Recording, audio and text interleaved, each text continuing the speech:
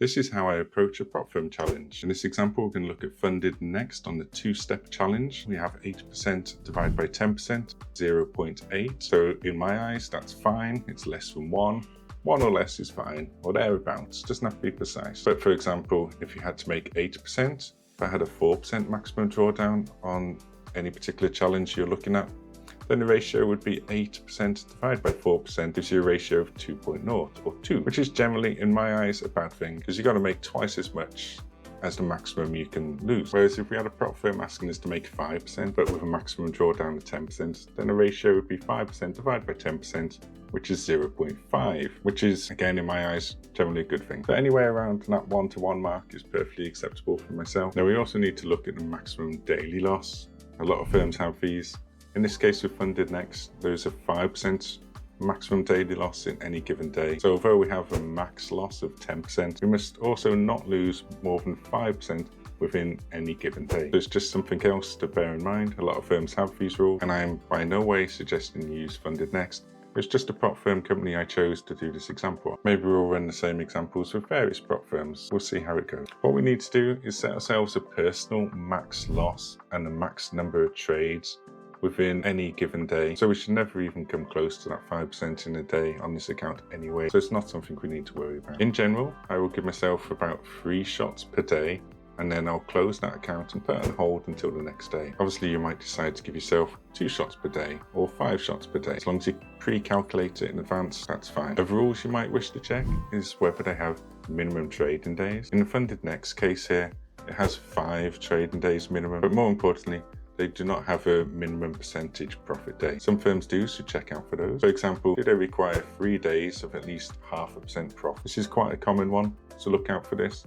0.5% profit is only $500 on a 100K account example here that we're looking at. So you should just make that naturally during your trading anyway. But it's just something extra to be aware of. You probably don't need to purposely aim for that amount as it's such a low percentage anyway. But on this example, FundedNext don't require this. So let's move on to the next stage. So let's get down to it. What is our risk per trade going to be? So we have a 10K max risk, and I like to divide that by 20. So to blow the account, I would need to be wrong 20 times in a row from the outset, without any wins or anything, without even taking any profits, and without even reducing the risk on any trades by moving the stop loss as the trade runs. So for example here, 10K maximum loss divided by 20 losing trades in a row is $500 risk per trade, which is 0.5% of the account balance here on the 100K example. So 20 times minus $500 equals minus $10,000, an account blown. But of course, you'd have to lose 20 trades in a row without any wins and without reducing any losses to blow the account. So right from the outset, we're in good standing. We're not going to blow the account within 1 or 2 days and have to fork out for a new one. Remember, trading is slow and steady. So controlling our risk is one great thing, but we also need to work out what we need to pass the challenge. I mean, at the end of the day, we're here to pass the challenges and get a funded account and then move on to slightly different risk management and then gain payments from that account. So on this example here, we need to make a profit target on phase 1 of 8% or $8,000, 8K. So if we're aiming for 2-to-1 trades, where we'll be risking $500 now per trade to make $1,000. Therefore, if everything went perfectly, right from day 1, 8 good winning trades would pass the phase 1 and we'll be on to phase 2, which in this example is to make 5%. But no one expects to open an account and get 8 winning trades, bam, bam, bam, bam, bam, and pass the account. There will be losing trades along the way as well. So a quick summary of where we're up to now. We need to make 8K profit here. We can't lose more than 10K. We're going to risk $500 per trade. We're aiming to make $1,000 per trade on a good trade. We have 20 full losses in a row to blow the account, or we could pass the account with 8 good wins in a row from the outset. So what's this look like when we break it down? Let's have a quick look. Trade 1, we will lose, obviously. It's a new account, and the rules are that you will lose the first trade on a new account. Don't know why, that's just how it is. For me, anyway. So trade 1, we lost $500. Trade 2, oh no, we lost $500 again. So we're currently at minus $1,000. Trade 3, we finally get a win, 2-to-1. So we make $1,000. Our balance is back at $0. As we run through a few more trades, we can see trade 4 loses 500, trade 5 makes 1,000, trade 6 makes 1,000, trade 7 makes 1,000. 3 in a row, we're doing well. Trade 8, 9, 10, and 11 all lose straight to stop loss. $500 loss per trade. We're on a losing streak. Maybe we should start looking at a new strategy. Maybe we shouldn't. We have our risk management. We know what we're doing. we're just going to carry on. So risk 12, we get a win, finally. We were beginning to wonder about changing our strategy, but we didn't. We carried on. Risk 13 is a win, 2 in a row. Great. Then we get a loss, 500. And a win, 1,000. And a loss, 500. 1 win, 1 loss, blah, blah, blah. That's how it goes. Then we get a couple of wins in a row again, 1,000. 1,000 on trade 17 and trade 18. Trade 19 is a losing trade. Up to trade 20, we get a winning trade for $1,000. So after the first 20 trades here, our balance is now $5,000 in profit. We're well on our way to our 8,000 target for phase 1. And if this was phase 2, we would have passed phase 2 now, remember? And in just our first 20 trades. And remember, I'm allowing up to 3 trades per day. So 20 trades could be done in 7 trading days, maybe, to get to this level. But in reality, I probably wouldn't take 3 trades a day on an account like this. 3 would be my maximum I'd allow myself before I closed the account for the day. Moved on to another one. So we're more than halfway there after the first 20 trades, which may have only taken you a week or 2 to do, maybe 3 weeks. There's no rush here. So we've won 10 trades and we've lost 10 trades. So our win ratio is 50%. Our maximum drawdown during those first 20 trades was $1,000 into drawdown. And that was on the first 2 losing trades in a row. So we only actually used 1% of our maximum 10% drawdown so far. And that's even when we allow for our 4-day losing streak in the middle of those trades there. So even with a 50% win rate, because we are controlling our risk, over time we should eventually pass, maybe, who knows. And if we lose the account after 20 losing trades in a row from the start, then at least we have learned that maybe our current setup in its current form might not be right for us.